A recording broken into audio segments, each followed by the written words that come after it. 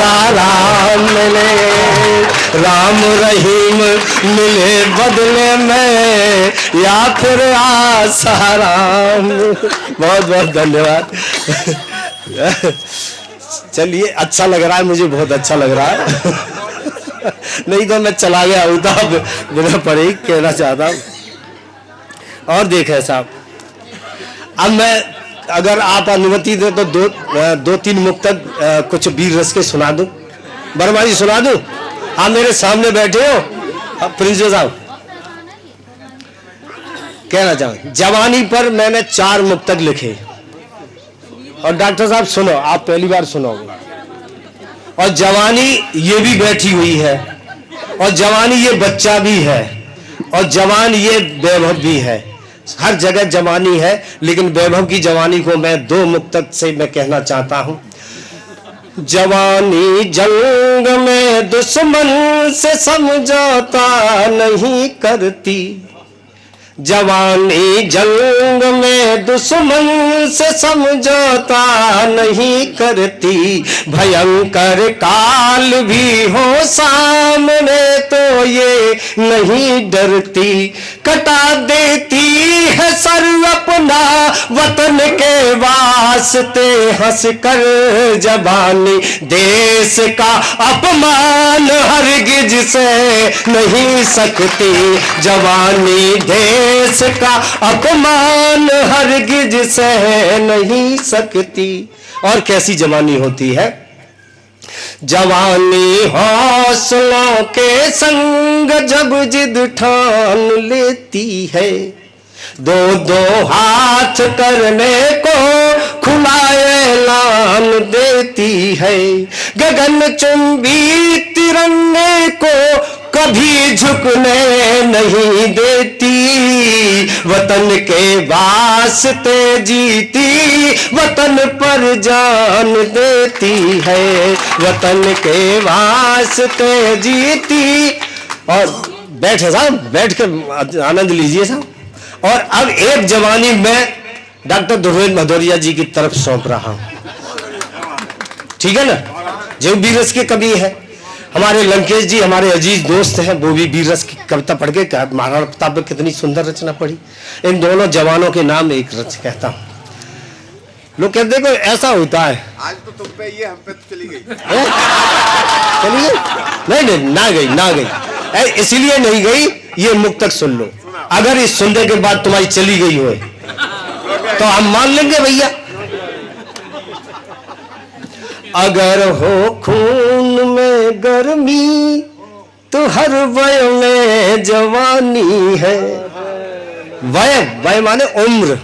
अब तो हिंदी के शब्द बताने पड़ते हैं भाई साहब, जब से लड़के विज्ञान अंग्रेजी पढ़ने लगे तब से बतानी पड़ता है हिंदी का अर्थ क्या है।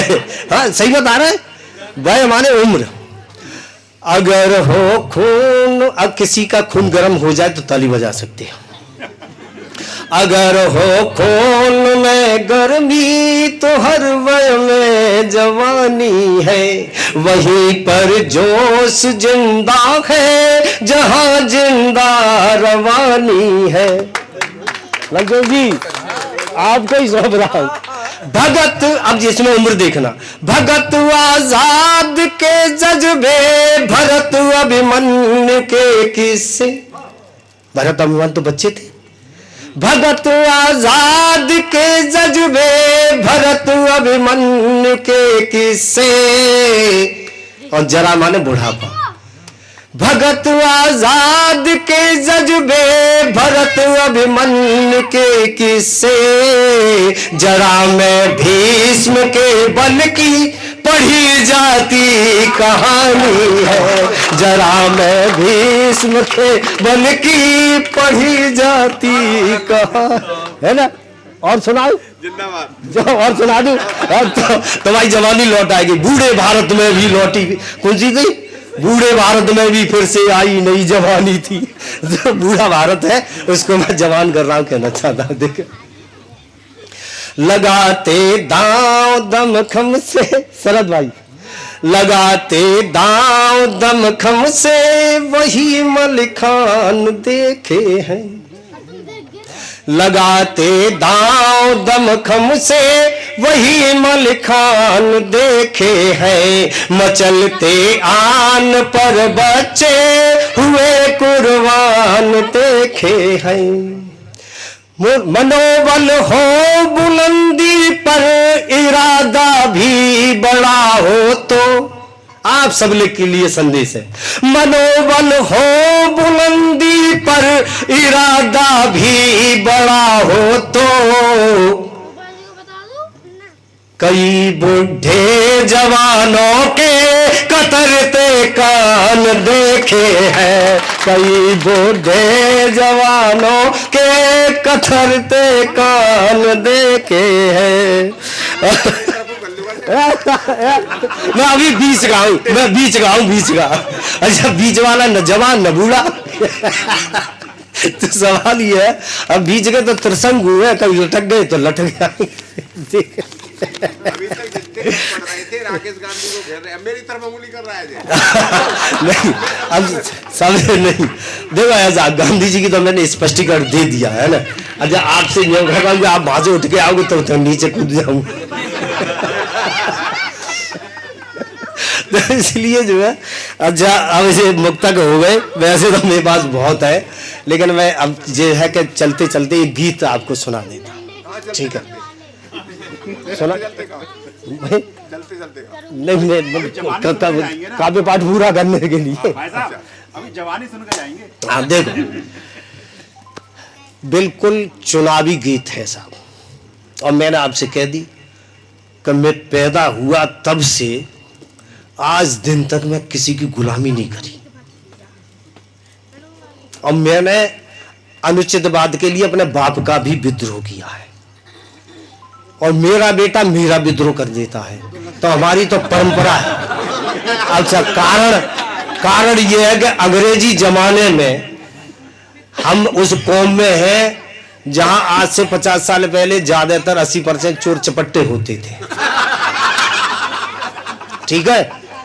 अच्छा, मेरा जन्म ही यहाँ एटा में हुआ, रेवाड़ी मोहल्ले में। कायस्तों में पला बढ़ा। मेरे नाना मिलिट्री में थे और मेरे बाबा पुलिस में थे। अब अंदाज लगा लो, मैं चौथी पीढ़ी में मेरे जहां नौकरी हो रही है। तो हमें काय की गुलामी की जरूरत है साहब? हम क्या कहूँ कि भैंस चुरा के लाए, सो कहूँ नेताजी के पास जाएंगे, हम न चाहिए जरूरत की बात। इसलिए देख, तुम हो नहीं देखो किसी का न, सही बता रहे, मैं ईमानदारी बात है, मैं किसी नेता के दरवाजे पे आज दिन तक नहीं चढ़ा हूं। जो मेरा कैलिबर है, और दादा के साथ तो मैं बहुत रहा हूं। इनने तो बहुत समझाया, इनने तो मेरी किताब में ही लिख दी ये सब बातें। मेरी किताब में भूमिका में इनने जो सब बातें लिख दी, मैंने कहा यार जब काई लिख दीजिए तो किताब जहाँ जाएगी लोग मतलब जो है समझ लेंगे, लेकिन ना माने जे। साहब एक गीत पढ़ के मैं अपनी जगह लेता हूँ। त्रेता में भगवान पैदा हुए, द्वापर में हुए, सतयुग में हुए। अब लोग कह रहे साहब कलयुग में भगवान नहीं अवतार ले रहे। अब उन्हें भगवानों को देखोगे तभी तो अवतार लेंगे। भगवान अवतार तो ले चुके भाई, नेता भगवान ही तो है करिए। तो इसलिए मैंने उसी देवता के नाम एक गीत लिखा। तुम हो सत्य निधान तुम्हारे क्या कहने। हनुमान जी की आप बताओ, नेतन से पहले काऊ ने जात बताई का? काऊ ने बताई। अब नेता आए तो उन्हें काऊ ने कही के साथ जे दलित है, काऊ ने कही जे बनवासी है, काऊ ने कछु कही, काऊ ने कही जात बताई दी सा। तो वो भगवान ने तभी तो बता दी अपने भक्त की जात है। तुम हो सत्य निधान तुम्हारे क्या कहने, कल युग के भगवान तुम्हारे क्या कहने। तुमसे हार गए हनुमान तुम्हारे क्या कहने। तुम चमचों की जान तुम्हारे क्या कहने। तुम हो शक्ति निधान तुम्हारे क्या कहने। गांधी जी के 3 सूत्र। हर संभव, हाँ, बुरा न देखो, बुरा न सोचो और बुरा मत बोलो। इन मन, इस पंक्ति पे आपका ध्यान चाहूंगा। बुरा न देखो, बुरा न सोचो और बुरा मत बोलो, इन मंत्रों से मत निकाल बहुमत पा किस्मत खोलो। फिर जो बचे विचार बनाकर जहर द्वेष का घोलो, और गांधी जी की बेच लंगोटी खुले साड़ से डोलो। तुमसे हार गए शैतान, तुम्हारे क्या कहने, कलयुग के भगवान तुम्हारे क्या कहने। और कैसे हैं, किसी भी नेता को देखना, सम्मान करना उसके वर्तमान का, लेकिन उसकी तीसरी पीढ़ी पर मत जाना, नहीं तो सम्मान नहीं कर पाओगे। इसलिए कहना चाहता हूं, हर संभव सत्ता से अपना फिट कर लेती टाका, है ना। रोज एक नेता जालंग बालंग बालंग जालंग जालंग बालंग भागम भाग। हर संभव सत्ता से अपना फिट कर लेती टाका, बड़े बड़े घोटाले कर लो बाल न होता बाका। तो दौलत पानी भरे तुम्हारा, दौलत पानी भरे तुम्हारा, नानी करे न फाका। और देश तुम्हारे, दौलत पानी भरे तुम्हारा, नानी करे न फाका। और लोकतंत्र जागीर तुम्हारी, देश तुम्हारी माँ का। खुदा के काट रहे हो कान, तुम्हारे क्या कहने, कलयुग के भगवान तुम्हारे क्या कहने। अंतिम पंक्ति आज गीत की दे रहा हूं मैं, कि उसका भी कफन बेचो जो गया देश ही तुम्हारा। ताबूत इसी देश में बिके सैनिकों के, दलाली हुई उन पर। तब कहना चाहता हूं, कवियों का दर्द होता है, हमारा किसी से कोई लेना देना नहीं, हम जो देखते हैं वो कहते हैं। कभी इतिहास लिखा करता है, इतिहास की परंपरा तो हमारे यहाँ बाद में पड़ी है, लेकिन पहले काव्य ही लिखा गया। तुलसीदास ने रामचरितमानस को एक इतिहास ही तो बना दिया हमारे सामने। तब कहना चाहता हूं, कहता हूं कि उसका भी कफन बेचो जो गया देश हित मारा। इतना चारा चरो कि फिर जनता को दिखे न चारा। महंगाई भुखमरी बढ़ा के,